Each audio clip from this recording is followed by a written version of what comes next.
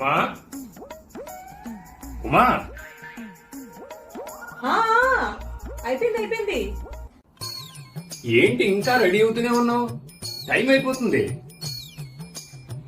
Birthday పార్టీకే కదా, train కో flight కో కాదు కదా. అబ్బా రెడీ అవ్వు త్వరగా. చూడండి, బర్త్డే పార్టీ పిల్లలకి ఫస్ట్. మనం కొంచెం లేట్ గా వెళ్ళినా పర్లేదు. డిన్నర్ రీచ్ అయితే చాలు. ముందుగానే వెళ్ళామనుకోండి పని పాట లేదనుకుంటారు. పిల్లల్లాగా కేక్ తినేయడానికి వెళ్ళినట్టు ఉంటది. అబ్బా వాళ్ళు టైంకి పిలిచారు, మనం వెళ్ళాలి కదా. చూడండి, ఇదేమి మీ ఆఫీస్కి వెళ్ళడము, మీ డైరెక్టర్ పిలిస్తే వెళ్ళడము కాదు. సిన్సియర్ గా వెళ్ళిపోవడానికి బర్త్డే ఫంక్షన్ కి. అయినా మీ ఆడవాళ్ళకి అద్దం ముందు కూర్చుంటే చాలు. చాలు. ఇంకా అక్కడితో ఆపేయండి. ఒకసారి వచ్చి ఇలా కూర్చోండి.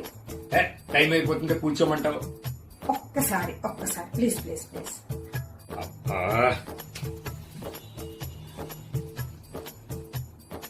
చూడండి, ఆ దేవుడు మగవాళ్ళని ఒకలాగా ఆడవాళ్ళని ఒకలాగా సృష్టించాడు. అబ్బా మళ్ళీ మొదలు పెట్టావా? మరి మీరు డైలాగ్ వేసి వదిలేస్తారా? చూడండి, మహా అయితే ఒక షర్టు ఒక ప్యాంటు ఇలా ఒకసారి దువ్వెంతో దువ్వేసుకుని ఇలా ఒక పర్ఫ్యూమ్ ని ఇలా వేసేసుకుంటే అయిపోయింది.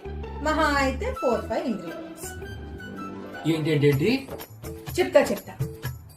అదే మాకైతే ఎంత పెద్ద చీరో, అలాగే ఎంత పెద్ద జడ ఉందో చూడండి.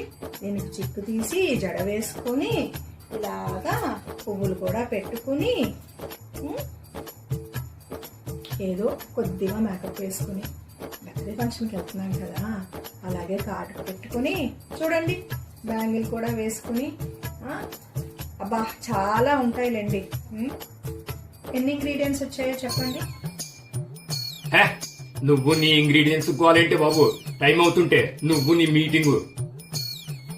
అదేనండి, వంట చేసినప్పుడు వాడే ఇంగ్రీడియంట్స్, మేకప్ వేసుకునేటప్పుడు వేసే ఇంగ్రీడియంట్స్. ఎన్ని వచ్చాయో చెప్పండి. నాకు తెలియదు. చూసారా, మీకు లెక్క పెట్టడానికి అవలేదు. అవన్నీ వేసుకోవాలి కదా, అందుకే కొంచెం అర్థం చేసుకోండి. ఇంకెప్పుడు లేడీస్ లేట్ గా రెడీ అవుతారు అని అనకండి. ప్రతిదీ ఇష్యూ చేస్తావు. అసలు నాకు ఫంక్షన్కి వెళ్ళాలని ఇంట్రెస్ట్ పోయింది. అబ్బా లైట్ తీసుకోండి. పదండి.